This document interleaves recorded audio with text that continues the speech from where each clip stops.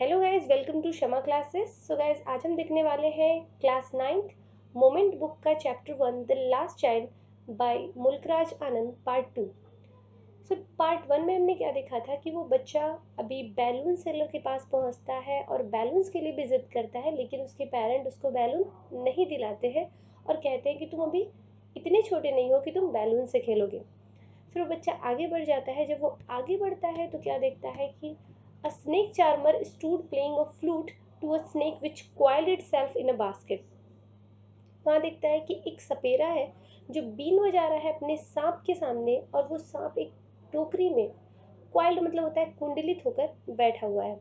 It's head raised in a graceful bend like the neck of a swan. और उस सांप ने ऐसे फन निकाला हुआ है उस टोकरी से अपना, जैसे कि हंस अपने सर को ऊंचा उठाता है। While the music stole into its invisible ears like the gentle dripping of an invisible waterfall। और वो जो म्यूजिक है, जो धुन है, जो सपेरा बजा रहा है, वो उसके इनविजिबल ईयर्स का मतलब सांप के कान दिखते तो है नहीं, लेकिन वहां तक पहुंच रहा है और वो उसको बहुत इंजॉय कर रहा है। और जिस तरफ वो बिन को बजाते हुए जा रहा है, उस तरफ वो अपने फन को मोड़ता चला जा रहा है।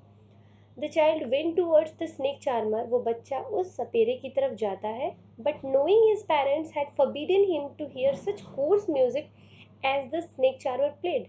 लेकिन उसको पता है कि उसके पेरेंट कहेंगे कि तुम उस सपेरे के पास मत जाओ, उसकी बेकार सी ध्वनि, जो बहुत ही कर्कश कह सकते ध्वनि है, उसको तुम मत सुनो। ही प्रोसीडेड फर्दर, इसलिए वो आगे बढ़ जाता है। There was a roundabout in full swing. आगे उसको मिलता है कि झूला है जो बहुत तेजी से चल रहा है। Main women and children carried away in a whirling motion. आदमी औरत बच्चे उस झूले में बैठे हुए और बहुत तेजी से घूम रहे हैं वो उस झूले में। श्रिक्ड एंड क्राइड विद डीजी लाफ्टर। वो बहुत मस्ती कर रहे हैं, चिल्ला रहे हैं, हंस रहे हैं। The child watch them intently.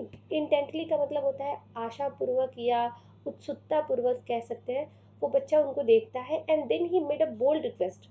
उसके बाद वो एक जिद करता है, I want to go on the roundabout please father mother. फिर वो अपने मम्मी पापा से कहता है कि प्लीज मुझे उस झूले पर जाना है। There was no reply. He turn to look at his parents. जब वहां से कोई उसको उत्तर नहीं मिलता है तो वो वापस पीछे मुड़कर देखता है। They were not there ahead of him. उसके पास तो उसके मम्मी पापा थे ही नहीं। He turn to look on either side. वो दूसरी तरफ मुड़ता है देखने के लिए। They were not there. वो वहां भी नहीं थे। He look behind. वो पीछे देखता है। There was no sign of them. वहां पे उनका कोई नामो निशान भी नहीं था, यानी कि उसके पेरेंट वहां पर नहीं थे। अब देखते हैं नेक्स्ट पैरा क्या कह रहा है। A full deep cry rose within his dry throat, and with a sudden jerk of his body he ran from where he stood।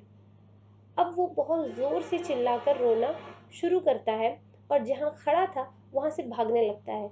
Crying in real fear. अब वो डर जाता है, अकेले था इतनी भीड़ में, इसलिए वो डर के और चिल्लाने लगता है। Mother father, mummy papa. Tears roll down from his eye. उसकी आंखों से आंसू निकलने लगते हैं। Hot and fierce. वो बहुत ही ज्यादा डरा हुआ है। His flushed face was conversed with fear, panic stricken. उसके चेहरे से देखकर बताया जा सकता था कि वो कितना डरा हुआ था। He ran to one side first. वो एक तरफ पहले भागता था, देन टू द अदर, उसके बाद दूसरी साइड भागता था। हाइदर एंड थाइदर। हाइदर एंड थाइदर का मतलब होता है हियर एंड देयर, मतलब यहाँ वहाँ भाग रहा था, वो ढूंढ रहा था अपनी मम्मी पापा को। In all direction knowing not where to go. Mother father he wailed. हर तरफ वो भाग रहा था, हर दिशा में भाग रहा था। उसको ये नहीं पता था कि वो कहाँ जाए, कहाँ पर अपनी मम्मी पापा को ढूंढे, और वो सिर्फ शाउट कर रहा था, mother father. His yellow turban came untied and his clothes became muddy। Turban का मतलब होता है पगड़ी। उसने जो पीली पगड़ी बांधी हुई थी वो अनटाइड हो जाती है, यानी कि खुल जाती है दौड़ते वक्त। And his clothes became muddy. उसके कपड़े गंदे हो जाते हैं।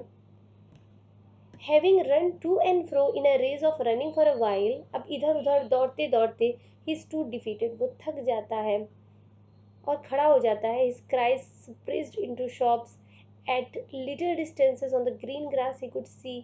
अब उसकी जो चीख पुकार थी अब वो दबकर रह गई थी। A little distance on the green grass he could see through his filmy eyes men and women talking। अब वहां से वो देखता है कि हरी हरी घास है, वहां पे कुछ लोग खड़े हैं और बातें कर रहे हैं। He tried to look intently among the patches of bright yellow clothes, but there was no sign of his father and mother among these people. वो ट्राई करता है फाइंड आउट करने का कि कहीं उसके मम्मी पापा इन लोगों में तो नहीं है, लेकिन ऐसा नहीं था, वो वहां भी नहीं थे. Who seemed to laugh and talk just for the sake of laughing and talking.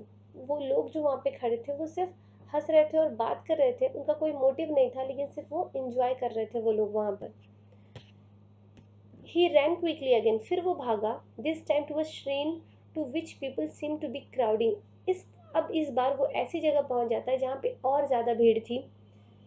Every little inch of his face here was congested with men. यहाँ पर तो आदमी एक के ऊपर चढ़े हुए थे, मतलब एकदम कंजेस्टेड था, बिल्कुल जगह नहीं थी वहां पर. But he ran through people's leg, लेकिन वो दौड़ रहा था लोगों के पैरों के बीच में से निकलकर. हिज लिटिल सॉबलिंगरी मदर फादर, लेकिन वो बच्चा सिर्फ और सिर्फ एक ही आवाज निकाल रहा था, एक ही रट लगाया हुआ था, mummy papa. Near the entrance to the temple, अब वो पहुंच जाता है मंदिर के पास, जहाँ से एंट्री होती है मंदिर में, वहां पहुंचता है. However, the crowd became very thick. अब मंदिर के पास भीड़ और ज़्यादा थी. Men jostled each other. Jostle का मतलब होता है चढ़ जाना एक दूसरे के ऊपर. तो लोग जो थे वो एक दूसरे के ऊपर चढ़े हुए थे. Heavy men with flashing murderous eyes. बहुत बड़े बड़े मोटे लोग, ऐसी आंखें उनकी थी जो बच्चा देखकर उसको ऐसा लग रहा था कि ये बहुत ही मर्डरस आइज हैं, खूनी आंखें लग रही थी. एंड hefty shoulders, भारी भारी कंधे थे उनके. The poor child struggled to thrust a way between their feet. वो बच्चा चाह रहा था कि उनके पैरों से निकलकर मैं आगे आ जाऊं, बाहर निकल जाऊं, बट लेकिन knocked to and fro by their brutal movements. यानी कि जब बच्चा निकलना चाह रहा था उनके पैरों के बीच में, तो ये किक्ड हो जा रहा था उन लोगों के पैरों से, क्योंकि वो लोग मूव कर रहे थे और ये बच्चा वहां से किक्ड हो जा रहा था. He might have been trampled underfoot, वो उन लोगों के पैरों के बीच में भी आ सकता था. Had he not shrieked at the highest pitch of his voice, mother and father. वो पूरी जोर से चिल्ला रहा था, mummy papa mummy papa. A man in the surging crowd heard his cry. अब उसी भीड़ का एक आदमी इस बच्चे के रोने की आवाज सुनता है. And stopping with great difficulty, stooping with great difficulty, और बहुत ही मुश्किल से lifted him up in his arm, अपनी गोद में उसको उठा लेता है. How did you get here, child? और उससे पूछता है कि बच्चे तुम यहाँ कैसे आए. Whose baby are you? तुम किसके बच्चे हो? The man asked as he steered clear of the mass. Mass मतलब भीड़. अब वो आदमी भीड़ को हटाते हुए उस बच्चे से ये सवाल कर रहा है. The child wept more bitterly than ever now and only cried, I want my mother, I want my father. लेकिन वो बच्चा और जोर से चिल्लाने लगता है और कहता है कि मुझे मेरी मम्मी चाहिए, मुझे मेरे पापा चाहिए. The man tried to soothe him by taking him to the roundabout. Will you have a ride on the horse? अब वो बच्चा उसको चाह रहा था थोड़ा कंफर्टेबल करना, नॉर्मल करना उस बच्चे को, तो वो उसको झूले के पास ले जाता है और कहता है will you have a ride on the horse, क्या तुम इस घोड़े पे बैठना चाहोगे, एक राउंड लेना चाहोगे. He gently asked as he approaching the ring. वो उससे बहुत प्यार से पूछता है. The child's throat tore into 1,000 shrill sobs and he only shouted, I want my mother, I want my father. अब वो बच्चा और जोर से चिल्लाने लगता है और कहता है कि मुझे मेरी मम्मी चाहिए, मुझे मेरे पापा चाहिए. तो आज की वीडियो में हम इतना रहने देते हैं. बाकी का जो पैरा है वो हम थर्ड पार्ट में पढ़ेंगे. अगर आपको इस वीडियो में मैंने जो भी पढ़ाया है वो क्लियर हुआ हो, समझ में आया हो, तो प्लीज़ इस वीडियो को लाइक और शेयर करना मत भूलिएगा और मेरे चैनल को सब्सक्राइब कर दीजिएगा, ताकि जब भी मैं वीडियो अपलोड करूँ आप तक वो पहुँच जाए. सो आज के लिए इतना ही. Meet you in the next video with next part. Till then take care of your self.